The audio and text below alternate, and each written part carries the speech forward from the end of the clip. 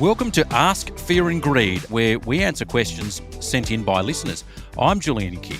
There's plenty of ways to ask a question. You can do it via LinkedIn, Instagram, X, TikTok and Facebook, and drop us a question. Today's question is from Sally, Sean, and she asks, I'd love to hear a simple explanation of how the NEM works. That's a challenge. That's the National Electricity Market. What's the criteria to participate? How does the pricing work? Which state has the lowest prices? Sean, over to you. Oh, Julian, not an easy question. I have spent many an hour trying to work out the National Electricity Market.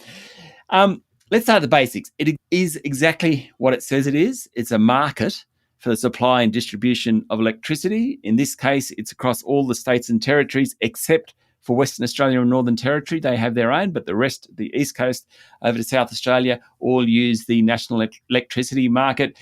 The market also has the transmission lines and cables, about 40,000 kilometres of those. So that's what the NEM is.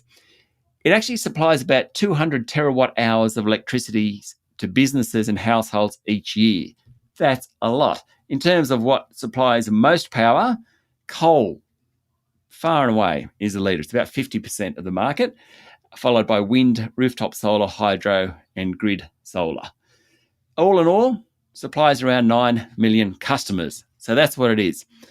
Wholesale generation, so you have the generators, they transport the power they're generating via high voltage transmission lines from generators to large industrial energy users, might be steelworks, for example, or to local electricity distributors in each region. So it might be your power company, for example. Your power company then delivers it to homes and businesses. So from the market, the NEM, it either goes to big industrial users or to electricity distributors, and that's where it ends up with us. The transport of electricity from generators to consumers is facilitated through what they call a spot market or a pool market. And this is where pricing comes into it.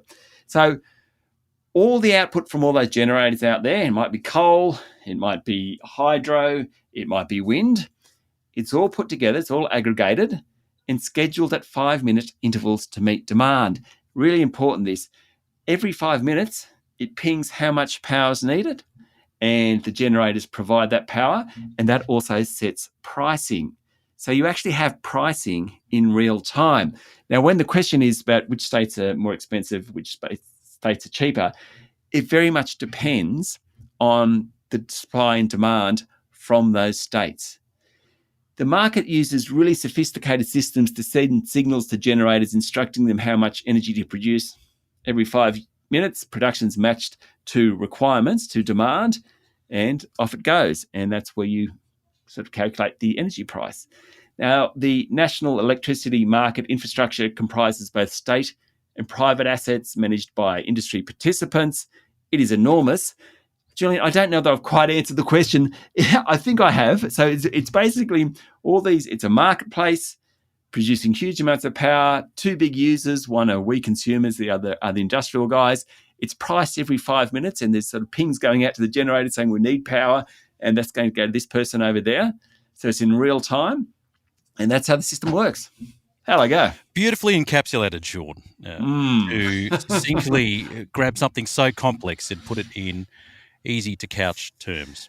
Yes. I suppose the other thing is, when we talk about wholesale capping in this, which is what the government stepped in and said you can't charge more than a certain amount when you're distributing energy from the National Electricity Market, and the idea was to keep energy prices down.